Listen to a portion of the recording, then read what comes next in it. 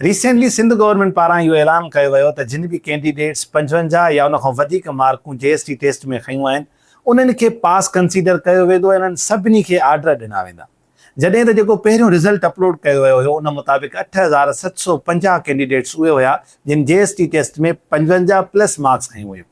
जॾहिं त फाइनली जेका रीसेंट अपडेट आहे उन मुताबिक़ 8636 कैंडिडेट्स खे पास कयो वियो आहे। इन विच में 114 कैंडिडेट्स उहे आहिनि जिन जूं 55 मार्कूं 54 ते पहुतियूं आहिनि। माज़ीअ में ईअं थियो आहे त जॾहिं बि इदारे खां काई बि मिस्टेक थींदी आहे त उनखे ग्रेस मार्क्स ॾिनी वेंदी आहे, पर हिन दफ़े कैंडिडेट्स जी मार्क कटी वई आहे जंहिंसां 114 फ़र्द न पर फैमिली मुतासिर थियूं आहिनि। असां रोज़गार ॾियण जी ॻाल्हि नथा कयूं, असां सिर्फ़ु इहो था चऊं त तव्हां अंदाज़ो लॻायो हज़ारे लखे नौजवाननि मंझां 8750 कैंडिडेट्स इन टेस्ट खे अचीव करे सघिया। तव्हां अंदाज़ो लॻायो उन्हनि केतिरी महिनत कई हूंदी। हिन बिलख़ुसूस असांजे स्ट्रेसफुल एनवायरनमेंट में, बेरोज़गारीअ में, महांगाईअ जे दौर में इन्हनि सभिनी खे बैरियर करे उन्हनि किथे तयारी कई हूंदी, उन्हनि टाइम ॾिनो हूंदो, उन्हनि महिनत कई हूंदी, उन खां बाद में इहो अचीव करे सघिया हूंदा। तव्हां वटि रिकॉर्ड मौजूदु हूंदो। हिकिड़ो दफ़ो उन ते नज़र विझो त केतिरा अहिड़ा नौजवान हूंदा जंहिंजे गवर्नमेंट जॉब जी एज अची पहुती हूंदी या 1 या 2 साल मसां उन्हनि जा बचा हूंदा। उन्हनि नौजवाननि जो गलो न घोटियो जेके महिनत करे उमिरि जे इन्हनि हिसनि मां चिचलाए करे हिते पहुचनि था।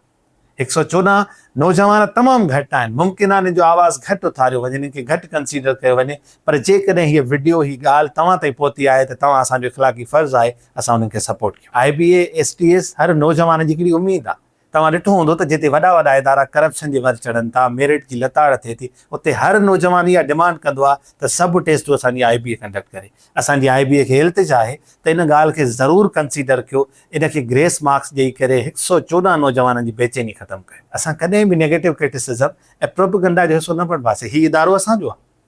हिन हमेशह नौजवाननि जो ख़्यालु कयो आहे, नौजवाननि जी मेरिट जी बहालीअ खे यकीनी बणायो आहे। इन में हुननि खे केतिरियूं ॾुखियाइयूं पेश करणियूं पयूं हूंदियूं हिन माहौल में, उहे उन्हनि खे अंदाज़ो हूंदो आहे अॼु नौजवान खे त जिते लखनि करोड़नि में हिकु नौकिरी विके थी उते तव्हांजो नौजवाननि सां गॾिजी बीहणु क़ाबिले तहसीन आहे। उन्हनि सभिनी कैंडिडेट्स जिन जूं 55 मां 54 मार्कूं थियूं आहिनि जे बेहाफ़ ते सखर IBA यूनिवर्सिटी जे respected vice chancellor and STS जे रेस्पेक्टेड हेड खे असां गुज़ारिश कयूं था, सिंध गवर्नमेंट खे गुज़ारिश कयूं था त हिन ॻाल्हि खे ज़रूरु कंसीडर कनि ऐं नौजवाननि जी बेचैनी ख़तमु कनि।